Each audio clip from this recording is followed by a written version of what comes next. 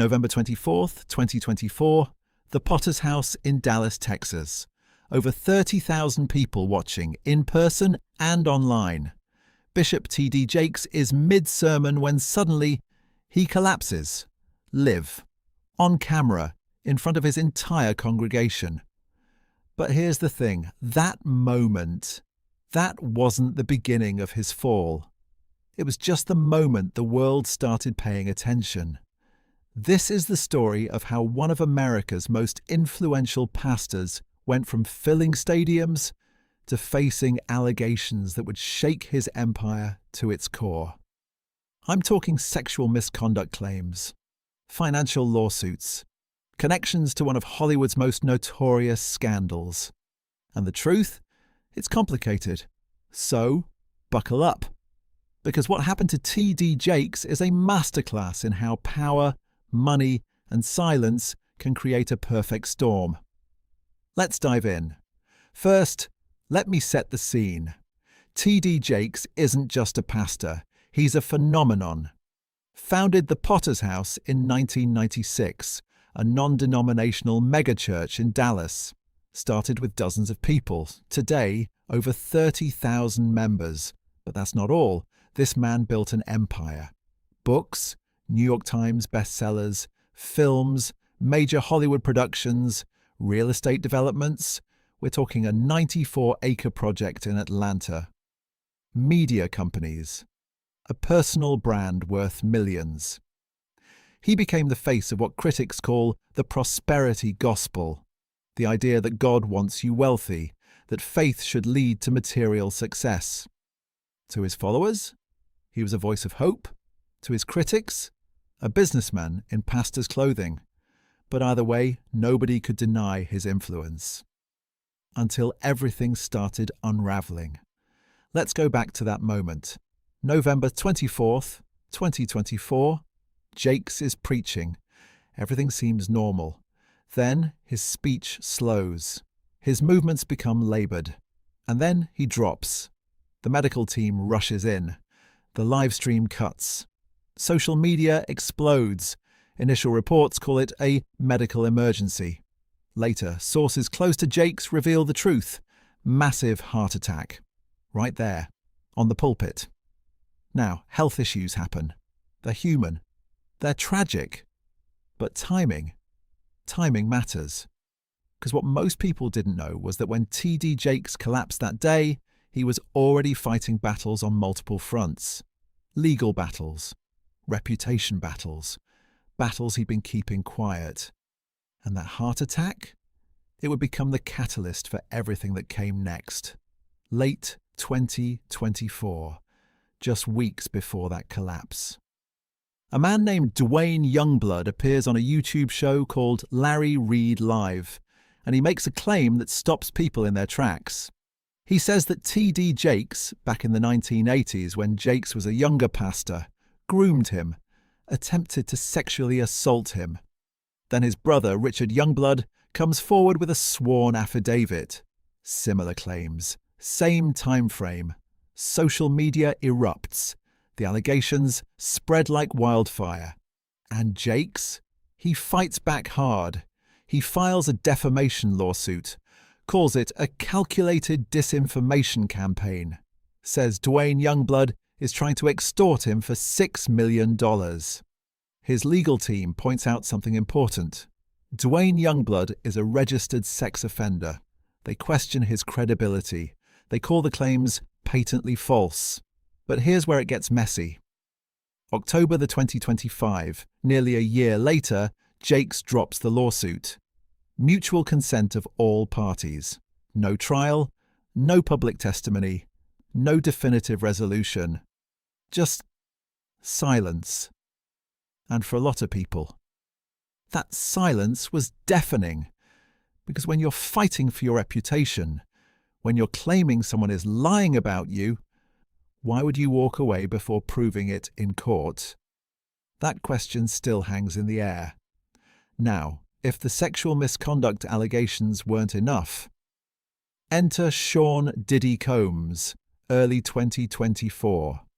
A producer named Rodney Lil Rod Jones files a 73-page federal lawsuit against Diddy. Sexual assault, misconduct, serious stuff. And buried in that lawsuit? T.D. Jakes' name. Not as a defendant, but as someone Diddy allegedly planned to use, and I quote, to leverage his relationship and soften the impact on his public image. Think about that. According to the lawsuit, Diddy saw Jakes as a PR tool, a way to rehabilitate his image after assault allegations. Now, was Jakes involved in any wrongdoing? According to the lawsuit, no. He's mentioned only as someone Diddy wanted to exploit. But the internet doesn't care about nuance. Suddenly viral videos appear, AI-generated content, claims that Jakes attended Diddy's parties, suggestions he was involved in all kinds of illicit activity, wild stuff, unfounded stuff. Jakes' team issues statements. Fact-checkers debunk the rumours. They clarify, yes, Jakes attended a birthday party for Diddy in 2022. He greeted him. He left. That's it. But in the court of public opinion, the damage was done. The association alone, just being named in the same breath as Diddy during one of the biggest celebrity scandals in years, it tainted Jakes' image. Fair or not, that's what happened.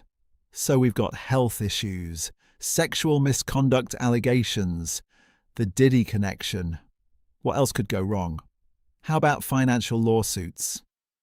Early 2026, just a few months ago, former business associates file lawsuits against Jakes. The claim? Breach of contract. Misrepresentation. They say they invested in Jakes' film projects. They were promised specific returns, big returns. But when the projects wrapped, the money they received was significantly less than what they expected. Now, Jakes runs a media empire. T.D. Jakes Group produces films, manages real estate, oversees multiple revenue streams. It's complicated business, but for investors who feel burned, it looks like broken promises. And it raises a bigger question. Where does the ministry end and the business begin? Critics have been asking this for years. The prosperity gospel, this idea that God wants you wealthy, it creates a business model. Sell books, produce films, build developments, all in the name of ministry. But when you're managing a 94-acre real estate project in Atlanta, when you're running a multi-million-dollar media company, are you a pastor or are you a CEO? For Jakes, the answer has always been both. For his critics, that's the problem. Because when money and ministry mix, who's accountable? Where's the transparency? Former employees claim they had to sign NDAs, non-disclosure agreements. They couldn't talk about what happened inside the Potter's house. Why the secrecy? What's being protected? These are the questions people are asking. April 2025, 5 months after the heart attack, T.D. Jakes makes an announcement. He's stepping down as senior pastor of the Potter's house. And who's taking over? His daughter, Sarah Jakes Roberts, and her husband, Toure Roberts. Now, Sarah is accomplished in her own right. She's a pastor, an author, a speaker. This isn't nepotism in the traditional sense. But the optics, after everything, the allegations, the lawsuits, the controversies, passing leadership to your own daughter, to some it looks like keeping power in the family, protecting the legacy, avoiding outside accountability. One commenter on Reddit put it perfectly. Passing the mantle to family members can risk prioritizing legacy over accountability. And that's the tension here. Is this a genuine succession plan? A natural transition? Or is it circling the wagons? Keeping control within the bloodline to avoid uncomfortable questions? Jakes maintains he's not disappearing. He's still chairman of the board, still a spiritual overseer, still producing content. But the title shift, it's symbolic. And in a moment when trust is already fractured, symbols matter. So where does all this leave us? Here's what's wild. Despite everything, the allegations, the lawsuits, the controversies, the Potter's House is still packed. New Year's services, 2026, over 12,400 people in person, 217,000 digital viewers, record attendance. So has TD Jakes actually fallen? That depends on how you measure success. In terms of church attendance? No, people are still showing up. In terms of influence? He's still producing content, still speaking, still leading, at least in title. But in terms of reputation, in terms of trust, that's a different story. Because here's the thing about public figures, especially spiritual leaders. Their currency isn't just attendance numbers or book sales, it's trust. And once that trust is damaged, whether fairly or unfairly, it's incredibly hard to rebuild. For Jakes, the questions aren't going away. Why did you drop the defamation lawsuit if the claims were false? Why the NDAs with former employees? Why the lack of transparency around financial dealings? What really happened with those film investments? These aren't rhetorical questions. These are things his remaining supporters and former followers genuinely want answered. And the longer they go unanswered, the more the doubt grows. Let me be clear about something. TD Jakes has consistently denied any wrongdoing. He's called the sexual assault allegations false. He's defended his business practices. He's fought back against misinformation. And legally, he's never been convicted of anything.